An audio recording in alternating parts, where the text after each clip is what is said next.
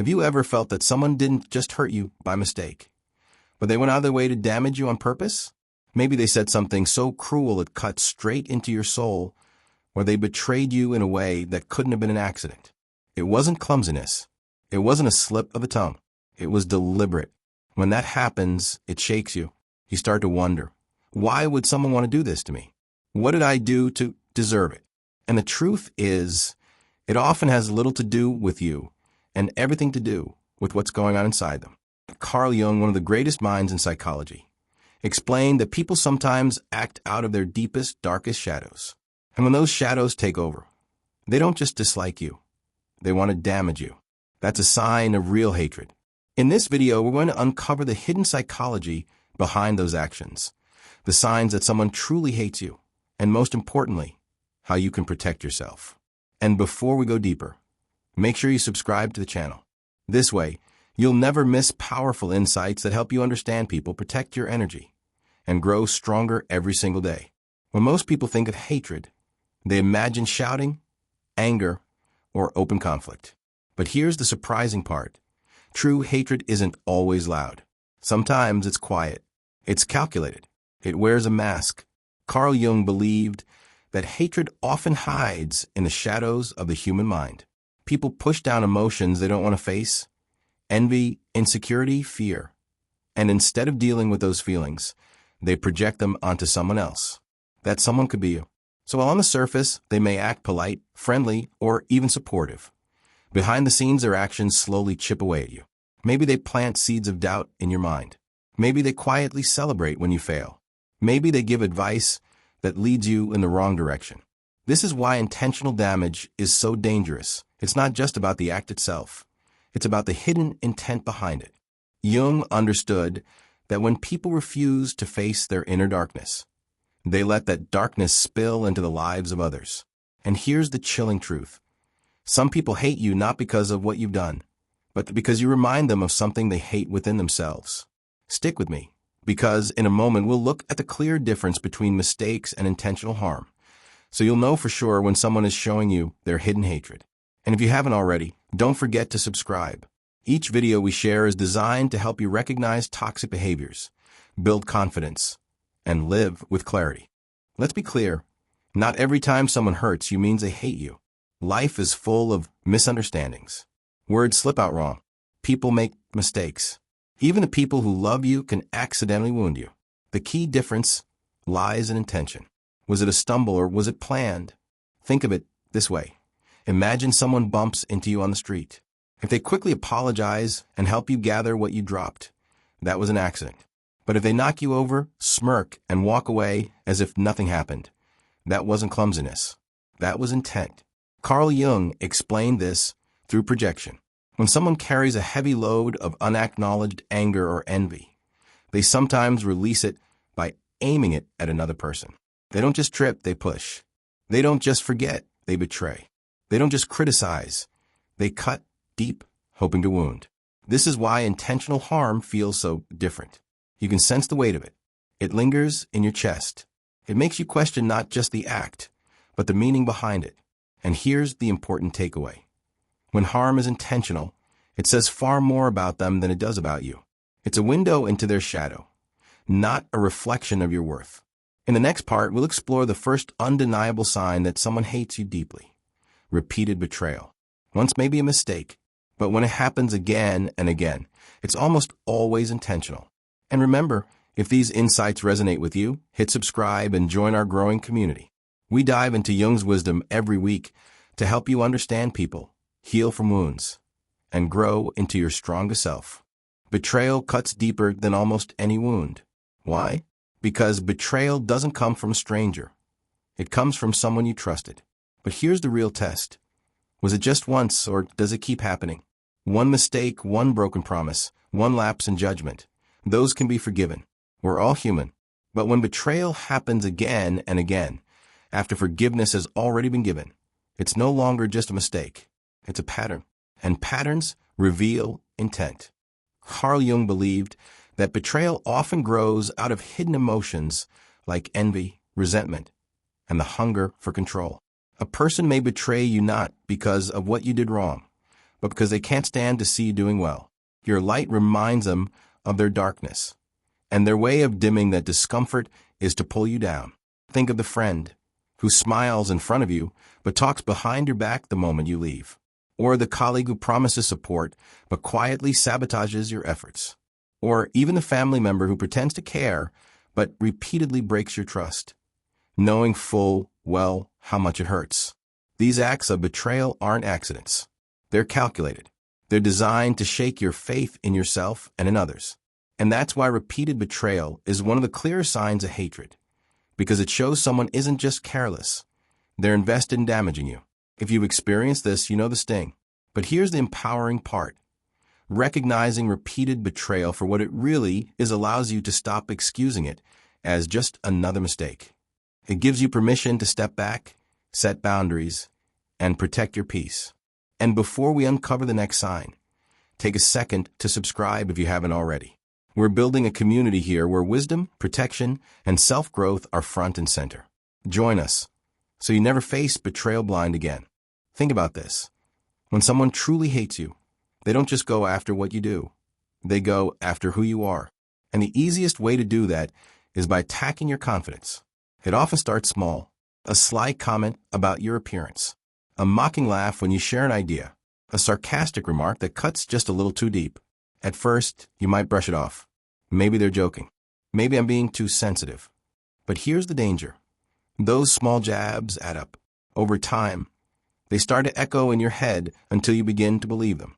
Jung explained this through the lens of projection. People who struggle with an inferiority complex often can't stand seeing someone else strong, secure, or happy. So instead of working on themselves, they chip away at others. Their goal is to reduce you to their level, to make you doubt yourself so they can feel momentarily superior. Imagine a coworker who constantly points out your mistakes in front of others, but never acknowledges your strengths. Or a partner who knows exactly what words will make you feel small and uses them in arguments.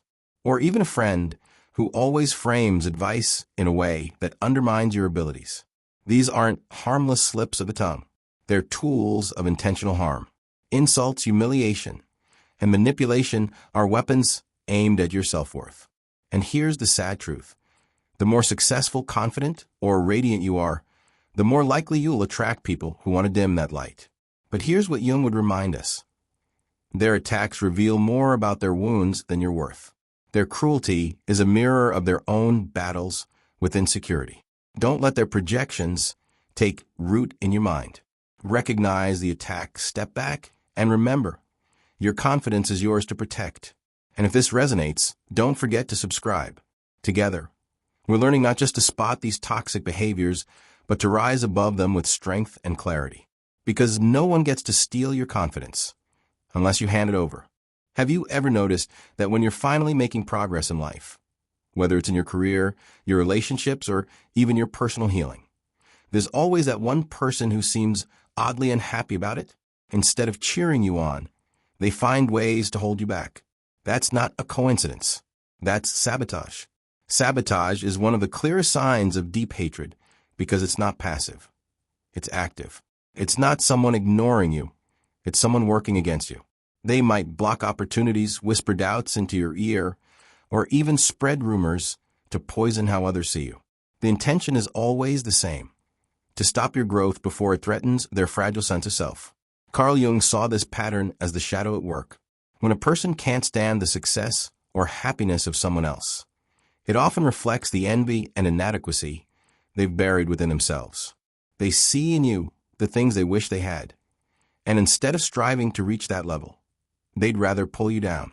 Think about the coworker who conveniently forgets to pass along important information, so you look unprepared in front of the boss. Or the family member who constantly reminds you of past failures whenever you're about to take a new step forward. Or the so-called friend who discourages your dreams by saying, "You're aiming too high, maybe it's not for you." These aren't slips of carelessness. They're deliberate roadblocks. And the more consistent they are, the more they reveal hatred in disguise. But here's the empowering truth. When you learn to recognize sabotage, you can rise above it. You can create boundaries, protect your opportunities, and surround yourself with people who genuinely want to see you grow. And before we dive deeper into the psychology of why people act this way, take a moment to subscribe to our channel. When you subscribe, you're not just joining an audience. You're joining a community that values truth, growth, and empowerment. Stick with us, because the next insight will help you see hatred from an entirely new perspective. Now, let's ask the big question. Why do people do this? Why would someone intentionally damage another person instead of just walking away? Carl Jung gave us one of the most powerful answers through his concept of a shadow. The shadow is the part of ourselves we deny, repress, or refuse to face. It holds our fears, insecurities, and unresolved wounds. And when a person is unwilling to deal with their shadow, they often project it onto others. Hatred in many cases isn't really about you. It's about them. They see something in you, your confidence, your kindness, your success, that triggers what they lack inside. It irritates them, not because you're wrong, but because you remind them of what they've buried. Jung put it perfectly. Everything that irritates us about others can lead us to an understanding of ourselves. But here's the catch. While healthy people use irritation as a mirror for growth, others take the opposite path. Instead of reflecting, they choose destruction. They'd rather break what bothers them than face what it reveals inside. So when someone intentionally harms you, it's often their shadow lashing out. You're simply the screen onto which they project their pain. Understanding this doesn't excuse their behavior, but it frees you from carrying their poison as if it were your fault. And here's why this matters. Once you see hatred for what it truly is, you stop personalizing it. You recognize that their attempts to damage you say more about their inner battles than about your worth. If you want more insights like this, practical wisdom rooted in Jung's teachings, don't forget to hit that subscribe button. Together, we'll keep exploring not just how to protect yourself from hate, but how to rise stronger, wiser, and freer every single day. Now, let's shift from pain to power. Once you recognize the signs of intentional harm, the question becomes, how do you protect yourself? The first step is awareness. Notice the patterns early. Betrayal that repeats, comments that chip away at your confidence, or actions that block your growth. Once you see them, stop excusing them as just how they are. Naming it for what it is. Hatred is your shield. The second step is boundaries. Jung believed individuation. The journey toward wholeness requires protecting your inner world from toxic projections. That means you decide what energy you allow near you. If someone constantly drags you down, step back.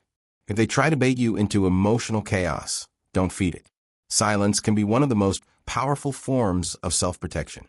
Practical steps matter too. Limit your exposure to harmful people, cut off access when necessary, and refuse to let their words define you. Surround yourself with people who uplift, not sabotage. Build daily habits like journaling, meditation, or therapy that strengthen your sense of self so no outside attack can shake your foundation. And remember this, protecting yourself is not selfish. It's survival. It's a declaration that your inner peace, your growth, your wholeness matter more than pleasing someone who's determined to harm you. So as you take these lessons with you, make sure you subscribe. Here, we dive deep into Jung's wisdom and transform it into practical steps that safeguard your life. Don't walk this path alone. Join our community of seekers, and let's grow stronger together. If you've ever been the target of intentional damage, let this sink in. It was never about your weakness. It was about their hatred, their shadow, their inability to handle what they saw in you. Carl Jung reminds us that the path to wholeness isn't about avoiding pain. It's about transforming it, recognizing toxic people for what they are as part of individuation, the journey toward becoming whole and authentic. Each step you take toward healing, setting boundaries, reclaiming your confidence, turning pain into growth, is proof that you're stronger than their attempts to break you. So don't let bitterness become your story. Let resilience become your story. Don't let their projections define your worth. Let your healing define your power. And here's the empowering truth. The greatest revenge is not hatred in return. It's becoming whole, strong, and untouchable. If this message spoke to you, make sure you subscribe and join our community. Here, we turn life's deepest wounds into wisdom. Together we rise not in anger but in strength.